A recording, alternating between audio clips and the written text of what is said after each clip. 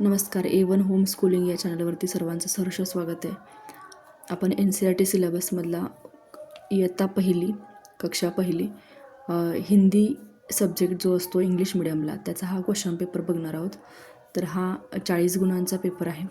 तर बघू शकता प्रश्न जे आहेत ते असे दिले जातात. तुम्हाला याचा सराव आपण घरी करून घेऊ शकतो. यासाठी हा व्हिडिओ शूट करून मी तुम्हाला पाठवत आहे. तर नक्की तुम्ही स्क्रीनशॉट वगैरे काढून घेत चला, म्हणजे तुम्हाला या प्रकारे प्रश्न सोडवता येतील.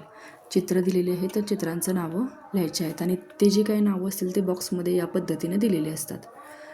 त्यानंतर क्वेश्चन दुसरा आहे, शब्दों में सही जगह पर अ और ॲ लिखिए लगाइए. तर बघा हे वर्ड दिलेले आहेत अशा पद्धतीनं आणि त्याच्यात तुम्हाला काय करायचं आहे, बिंदू कुठे द्यायचे आणि चंद्र कुठे लावायचं आहे, म्हणजे आणि ॲ हे कुठं लावायचं आहे हे आपल्याला बघायचं आहे.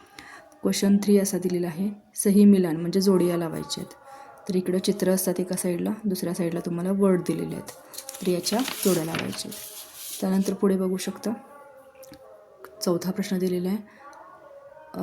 तर तुम्हाला रफारचे आणि रची जी जोडाक्षर असतात त्याच्यानुसार तुम्हाला याचे जोड्या लावायचे आहेत किंवा वेगळं वेगळं करून लिहायचं आहे. अलग अलग करके लिखिए. आणि या पद्धतीने हे प्रश्न आहेत. क्वेश्चन 5 दिलेला आहे, पर्याय योग्य पर्याय निवडायचा आहे.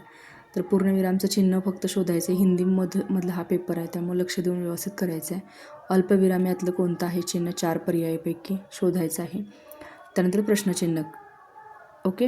त्यानंतर प्रश्न क्रमांक 6 दिला आहे, विरामचिन्ह लगाकर दोबारा लिखिए. इयत्ता पहिलीचा हा पेपर आहे. NCERTनं खूप छान पेपर सिलेबस तयार केलेला आहे बघा, की पहिलीपासून त्यांना विरामचिन्ह दिलेले आहेत. इथं तुम्ही हे बघू शकता, इथं विरामचिन्ह लावायचे आहेत आणि पुन्हा लिहायचं आहे. ठीक आहे. प्रश्न क्रमांक 7 दिला, निम्नलिखित रेखांकित किए शब्दों को अ और ॲ की मात्रा लगाइए. कुठे अचं चिन्ह येईल ते फक्त इथं लावायचं आहे आणि त्याच्या खाली अंडरलाईनसुद्धा दिलेली आहे, म्हणजे कुठे लावायचं आहे ते लक्षात येईल विद्यार्थ्यांना. त्यानंतर प्रश्न क्रमांक 8 आहे, पढिए और लिखिए. मक्खन, गुच्छा, ग्यारी, लस्सी, ध्यान हे आहे असं फक्त बघून लिहायचं, कारण हे जोडाक्षर आहेत. ओके. तर व्हिडिओ कसा वाटला कमेंट करा आणि शेअर करा. धन्यवाद.